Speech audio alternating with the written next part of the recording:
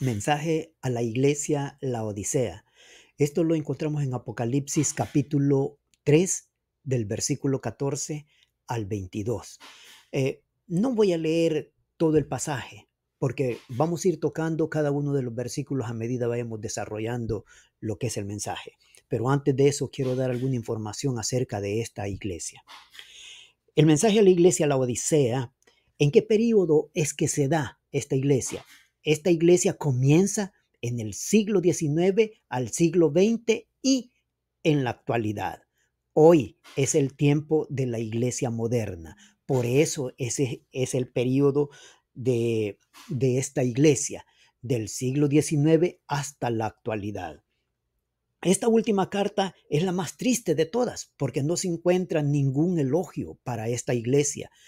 Al contrario, todo lo que el Señor veía en la iglesia era lo más tremendo porque es una iglesia que no está basada en sí en lo que es la palabra de Dios, sino que en las mismas costumbres y leyes, juicios entre ellos, las mismas tradiciones.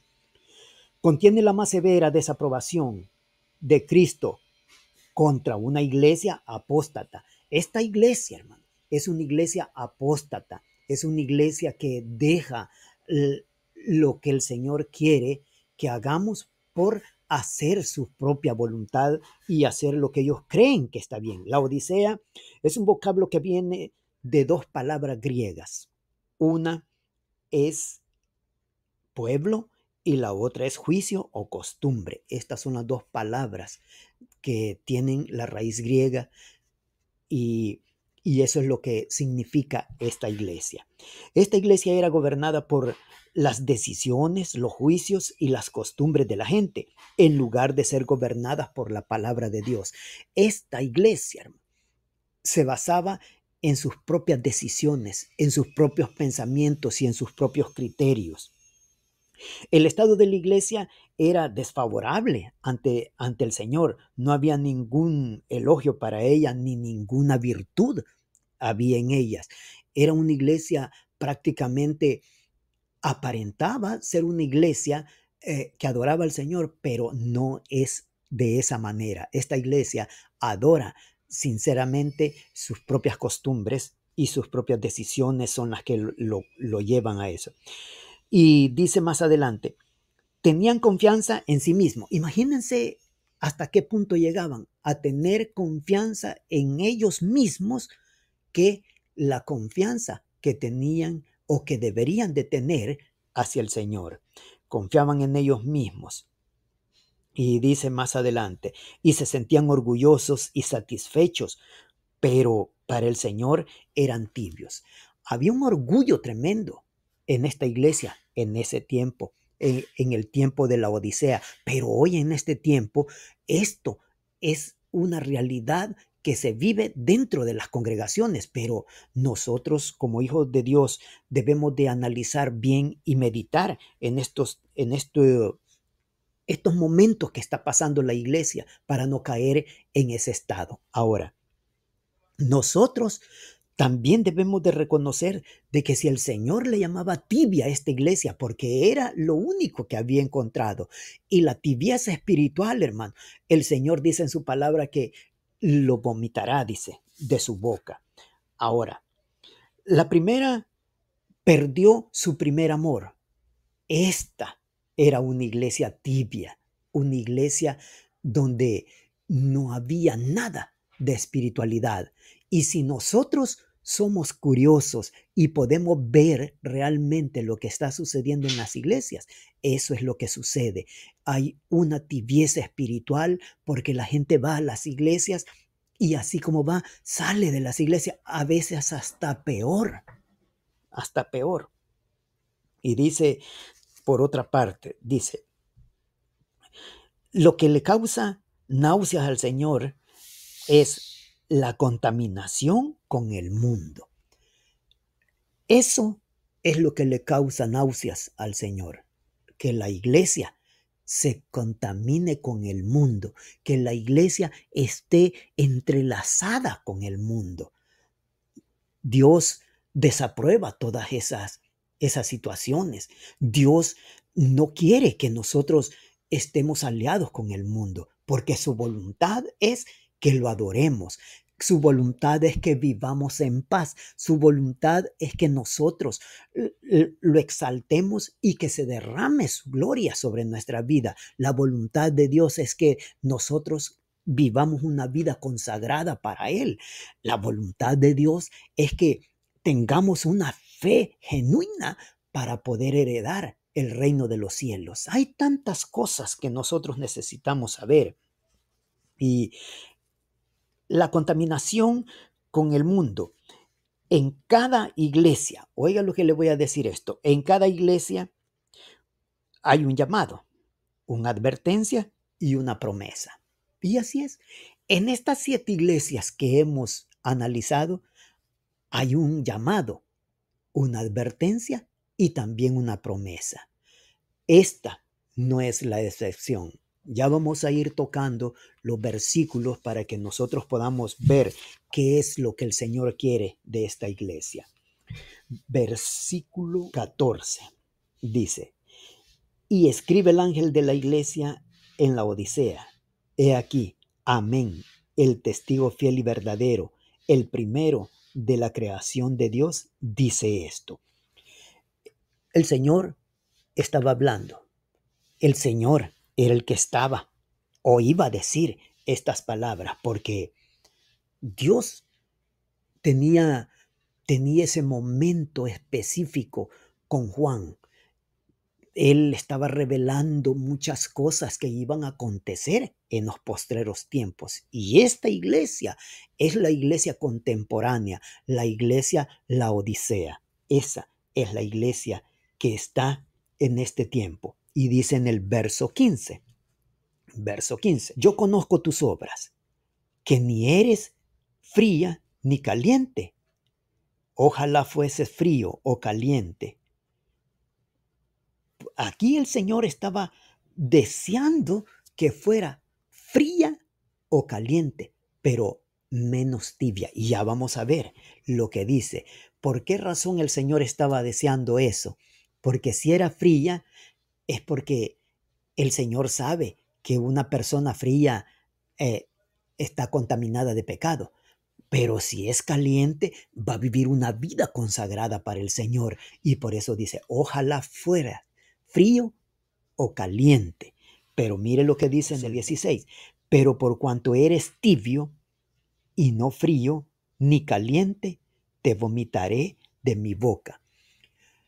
Esta frialdad que hay dentro de las congregaciones actualmente es la que el Señor le estaba revelando a Juan en ese momento, que la iglesia iba a pasar por este tiempo de apostasía. Versículo 17. Porque tú dices, yo soy rico y me he enriquecido y de ninguna cosa tengo necesidad, y no sabes que tú eres un desventurado, miserable, pobre, ciego y desnudo.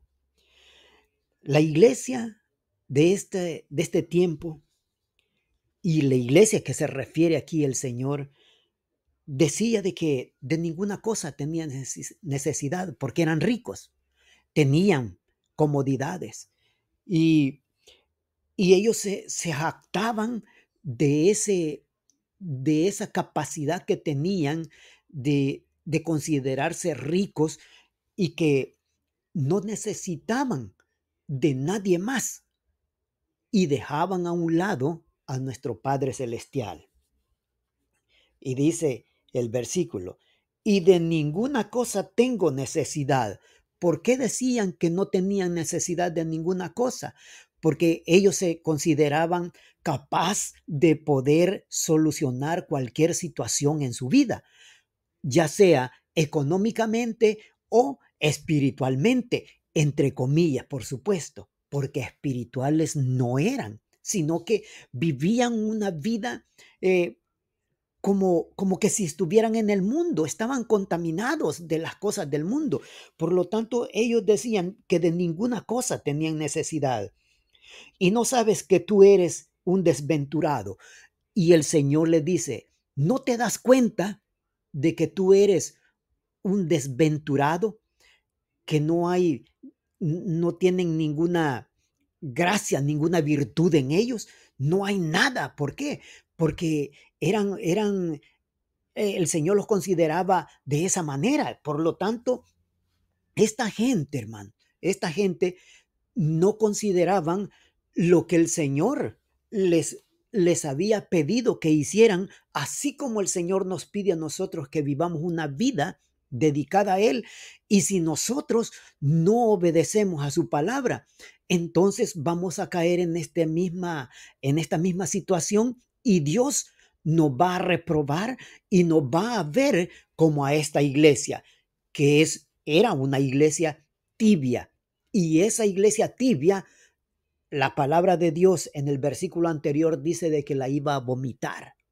Ahora, nosotros yo creo que no queremos que el Señor nos vomite, que el Señor nos rechace. No, de ninguna manera. Nosotros lo que queremos es vivir una vida consagrada para el Señor. Pero el problema es que no es que seamos nosotros, sino que el enemigo viene y mina la mente de todos aquellos que quieren servirle al Señor, pero están sometidos a la voluntad del enemigo, y él los tiene atados, atrapados, y no pueden ellos salirse, ni mucho menos romper esas ataduras para poder volverse al Señor. Y por esa razón es que esta iglesia había caído en apostasía. Y dice, ¿y no sabes que tú eres un desventurado, miserable, dice, pobre, ciego y desnudo? El Señor le estaba declarando cada una de las cualidades, cómo era que vivían ellos. Miserable. Miserable, ¿por qué? No era porque eran pobres, no. Miserables eran porque carecían de la palabra de Dios en su corazón. Vivían una vida desordenada, vivían una vida plena, como que si fueran mundanos. Y eso no tiene que ser así. Vivían bajo las tradiciones del mundo, y también estaban ellos sometidos a todas las costumbres que se dan en el mundo, al igual que en este tiempo. Muchos de nosotros que estamos en las iglesias vivimos las costumbres mundanas, y a pesar de que nosotros decimos de que vamos a adorar al Señor, pero esas costumbres no las podemos dejar. Esas costumbres nos tienen atados, y por lo tanto Dios siempre va a ver esas cosas mal en cada uno de nosotros. Y por eso es que el Señor nos exhorta y nos pide de que nos volvamos a Él, que nos arrepintamos, para que volvamos una vez más a sus caminos, y que nuestra vida esté segura en las manos de Él. Pobre, dice, pobre, los mencionaba como pobres espiritualmente hablando, porque no podía decir que eran pobres económicamente. No, de ninguna manera. Había una pobreza espiritual en ellos. Y si usted ve en la mayor parte de congregaciones, existe una pobreza espiritual. ¿Por qué? Porque no permiten de que el Espíritu Santo ministre la vida de cada uno de aquellos que están en las congregaciones, ni mucho menos obedecer la palabra de Dios, que eso es lo que el Señor quiere, que obedezcamos y que nos arrepintamos de todo corazón, y que nos volvamos a Él para adorarlo y acercarnos y vivir una vida digna delante de Él, para que el Señor nos considere ricos espiritualmente hablando y no pobres.